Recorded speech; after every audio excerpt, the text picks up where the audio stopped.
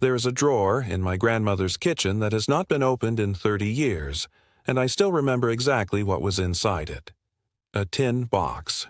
Inside the tin box, slips of paper folded in half, and on every slip, a number written in pencil.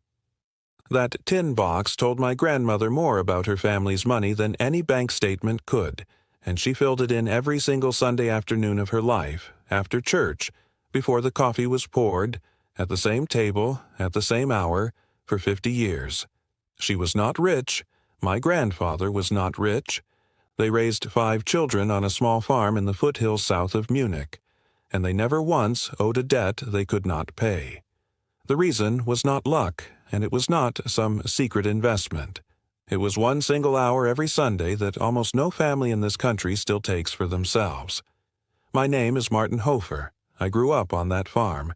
My wife, Hilda, and I still keep parts of this ritual today, and I want to show you what it was, why it worked, and why I believe it quietly disappeared from almost every household in the Western world. Not because it stopped working, but because it stopped being convenient for somebody else. By the end of this, you will know exactly what to do this coming Sunday with nothing but a notebook, a pot, and 1 hour of your time, and your monthly spending will drop by a number that may surprise you. Stay with me. Let me start with what Sunday actually was in a village like ours, because the modern Sunday and the old Sunday are almost 2 different days wearing the same name. In my grandmother's time, Sunday was not a day off from work. It was a day with a different kind of work. Church in the morning, and then, for the rest of the day, the household turned inward. The week ahead was planned. The food for the week was started. The mending was done. The money was counted. None of it felt like a chore the way we think of chores today because it was woven into rest. You sat at the table. You talked while you worked.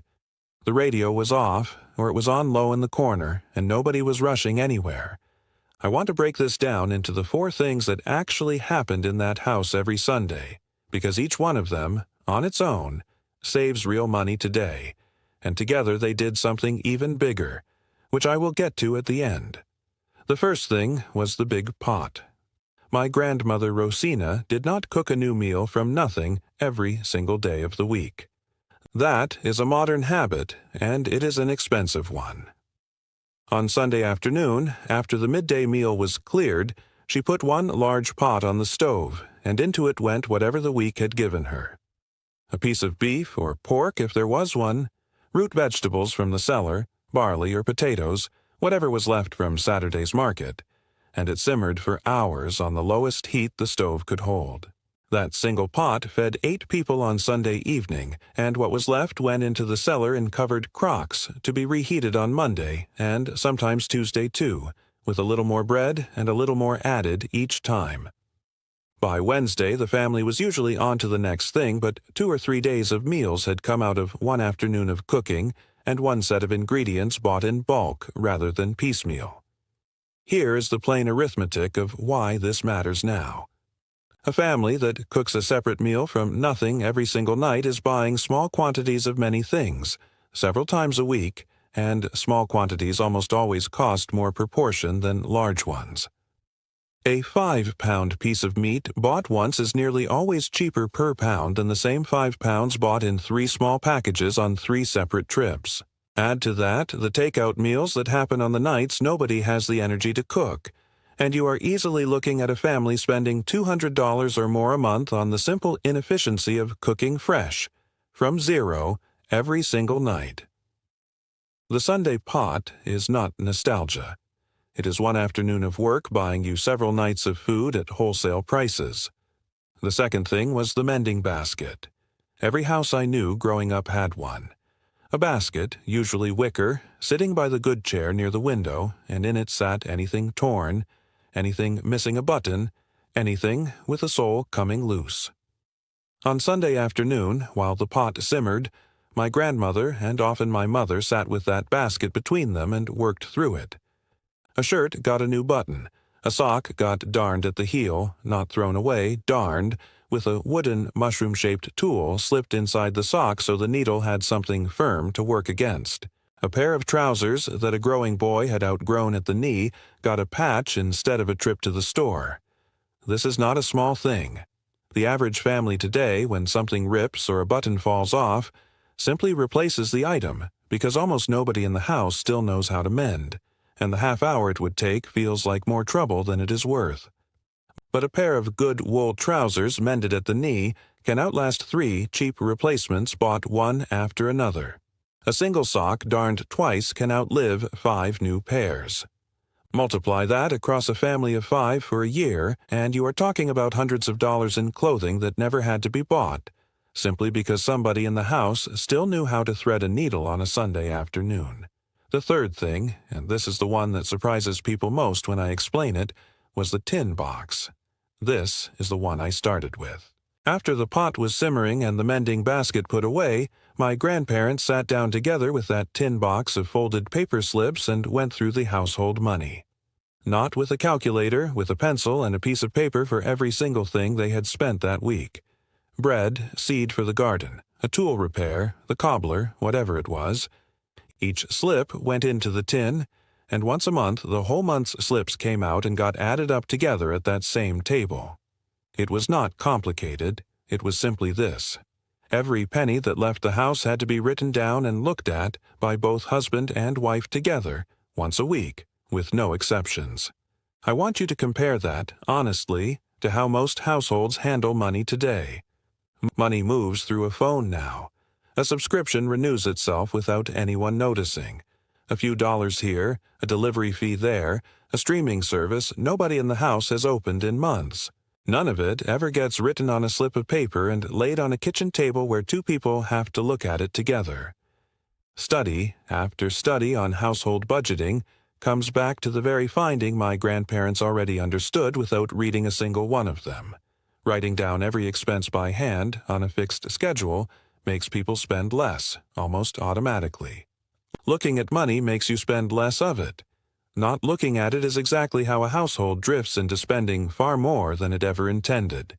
A family that takes back that Sunday hour, even with a simple notebook instead of a tin box, finds the leaks almost immediately. The subscription nobody uses. The delivery habit that quietly became 4 times a week. The little spends that, written down side by side, look very different than they felt in the moment. People who started this habit again after I described it to them have found over $100 a month in spending they did not know they were doing. Not by earning more. Simply by looking. The fourth thing was the larder, and this one ties the other 3 together. Sunday was also the day the cellar and the pantry got checked. What had been preserved over the summer, the jars of fruit, the pickled vegetables, the smoked meat hanging in the smokehouse at the edge of our orchard, was reviewed and rotated. The oldest jars came forward to be used first. A lid that was not sealing right got dealt with before it spoiled. This is what made the big pot possible in the first place, because a family that has put up its own food across the summer is not standing in a grocery store paying full price in February for a vegetable it could have preserved in August for a fraction of the cost. Now, I want to be honest with you. Not every family today has a cellar, and I am not going to pretend everyone watching this is about to start canning vegetables this weekend. But the principle underneath it works for any household. Buy what is in season, in bulk when it is cheapest, and store it properly, rather than buying small amounts of everything, all year round, at whatever price the store happens to be charging that week. That single habit, on its own, can cut a grocery bill by a noticeable amount, and it was simply built into the rhythm of that one Sunday review without anyone having to think hard about it. Now, here's the part I want you to really sit with, because it is the heart of why I am telling you all this. Every one of these 4 things, the pot, the basket, the tin box, the larder check, takes real time. An hour, sometimes 2, every Sunday. And every one of them was designed, whether anybody back then thought of it this way or not, to slow a household down enough that money could not quietly slip through its fingers. Think about what has replaced that hour today. The meal kit delivered to the door, already measured out and overpriced for what it contains. The mended sock replaced with a 5-pack from a website you barely had to think about. the subscription that renews itself while you do something else. The food bought fresh, in small batches, all week long, because nobody set aside the time on Sunday to plan further than tomorrow. None of these modern conveniences are evil, and I am not here to make you feel foolish for using them. But every single one was built by a company that profits exactly when you do not stop and look closely. A subscription company does not want you reviewing your spending every Sunday with a pencil, because a careful family cancels the things it does not use. A meal delivery company does not want you cooking one large pot that feeds 3 nights, because that is 3 fewer orders.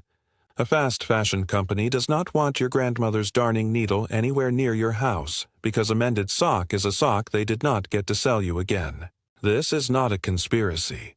Nobody sat in a room and planned to take the Sunday ritual away from you. It is simpler than that, and almost sadder. A whole generation of conveniences arrived, each one small and reasonable on its own, and each one quietly removed a piece of that hour families used to spend looking closely at their own lives. The hour was never banned. It was simply made to feel unnecessary, one convenient service at a time, until most households stopped taking it at all, and along with it went the habit of catching the small leaks before they became a real problem.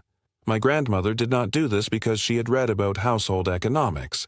She did it because that is what Sunday was for, in a village where nobody was coming to save you if you ran short, and where the household alone was responsible for its own money. So here is what I want you to actually do this Sunday, and I am going to make it simple enough that there is no excuse not to try it once. Pick one afternoon hour. After lunch is good, the way it always was in our house. First, put one large pot on the stove with whatever you already have, meat or no meat, and let it simmer slowly while you do everything else. Plan for it to feed you at least 2 more nights this week. Second, find anything in the house with a loose button, a small tear, a worn heel, and fix it yourself, even badly, even for the first time. You will be surprised how quickly it comes back to you, because this knowledge sits closer to the surface in all of us than we think. Third, take a notebook, not an app, an actual notebook, and write down every single thing your household spent money on this past week. All of it. Look at it with whoever else lives in your house. Just look. Do not judge it yet. Just see it clearly, the way my grandparents saw their tin box every Sunday for 50 years. Fourth, if you have any food stored anywhere, a pantry, a freezer, a cupboard, take 5 minutes and see what is oldest and plan to use it first this week, before you buy anything new. That is the whole hour. No equipment, no money spent, nothing to buy. Just an hour taken back from a week that has been quietly handed over, piece by piece, to companies that are glad you never sit down and look closely. Tell me in the comments where you live and whether your own grandmother or grandfather had a Sunday like this one. I want to know what you remember, because every memory you share teaches the next person something I could never have told them on my own. I read every one of them. Next time, I want to show you what my grandfather built into the root cellar at the back of our house in 1951, the one that still keeps vegetables fresh through an entire Bavarian winter with no electricity at all, just stone, earth, and the slope of the hill it was dug into. It is the natural partner to everything today, because the Sunday hour only works as well as the storage that backs it up. Until then, take back your Sunday, sit at your own table, and remember that the people who built this country with their hands knew things we are only just starting to remember.